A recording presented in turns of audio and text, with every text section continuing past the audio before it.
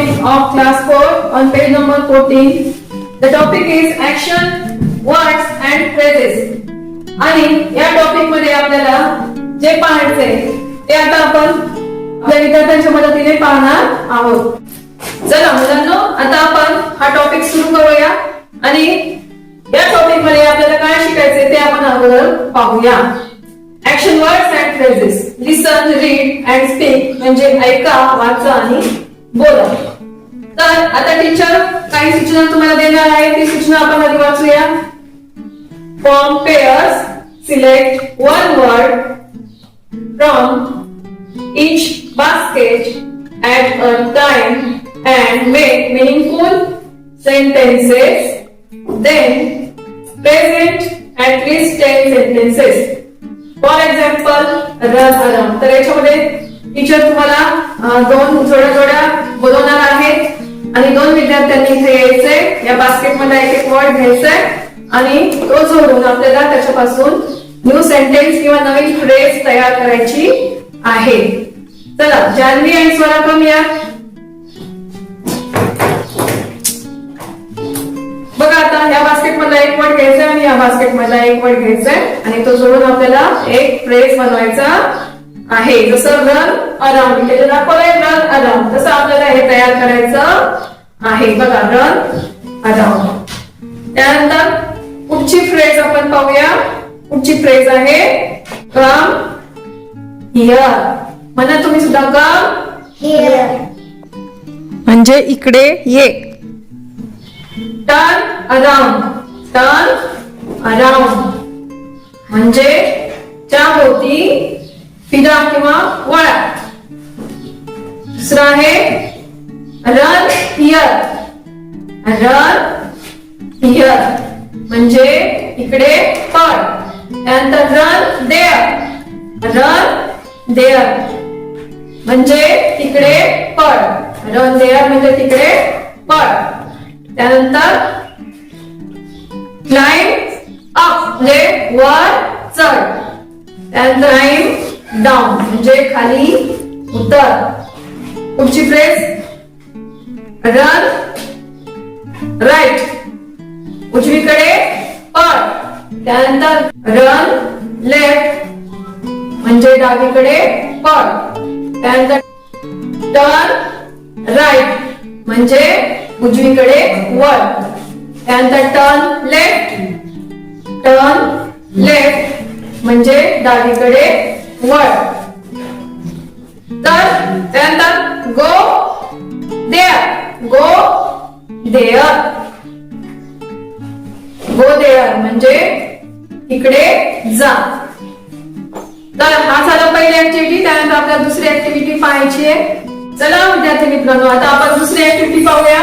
Form groups of 4. Choose one word from each tower. म्हणजे इथे जे टॉवर दिलेले आहे त्याच्यामधला एक वर्ड्स आपल्याला घ्यायचा आहे. त्यानंतर अँड मेक मिनिंगफुल सेंटेन्सेस आणि त्या प्रत्येक वर्ड टॉवर मधला एक वर्ड घेऊन आपल्याला त्याच्यापासून एक मिनिंगफुल सेंटेन्स बनवायचा आहे.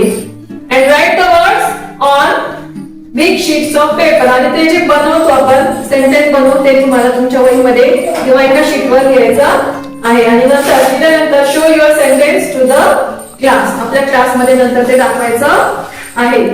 तर आता हे जे 4 टॉवर्स आहेत, या 4 टॉवर्स मध्ये जे एक वर्ड आहे त्या वर्डचा आपण अगोदर अर्थ समजून घेऊया आणि त्यापासून सेंटेन्स तयार करूया.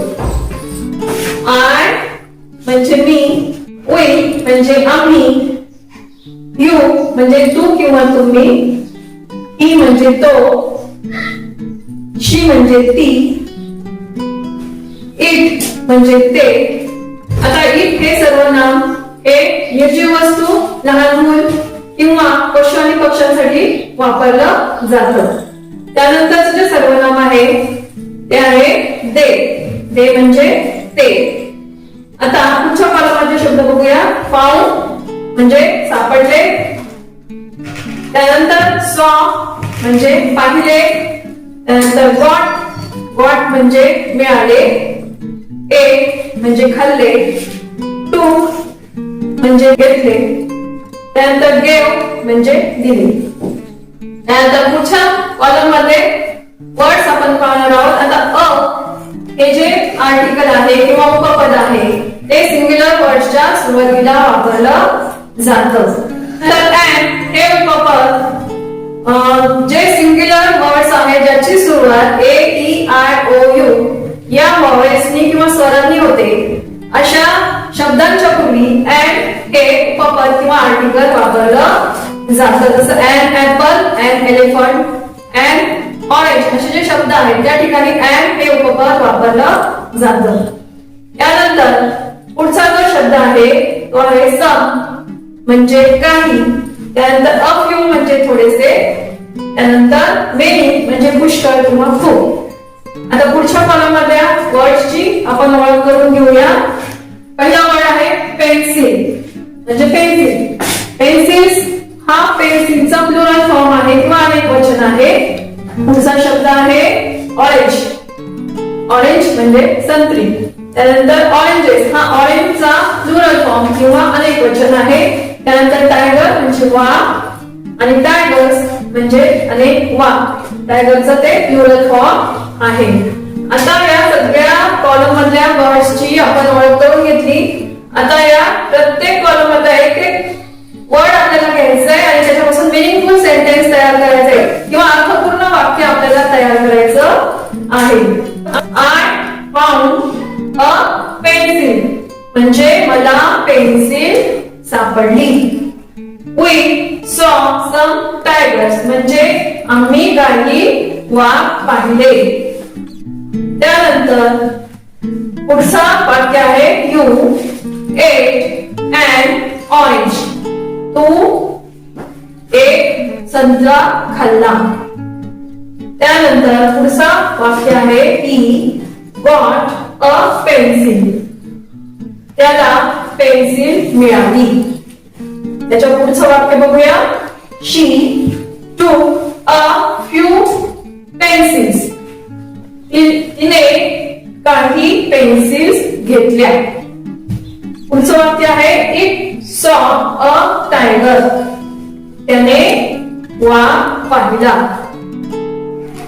त्यानंतर पुढचं वाक्य आहे They gave many oranges. त्यांनी खूप संत्र्या दिल्या.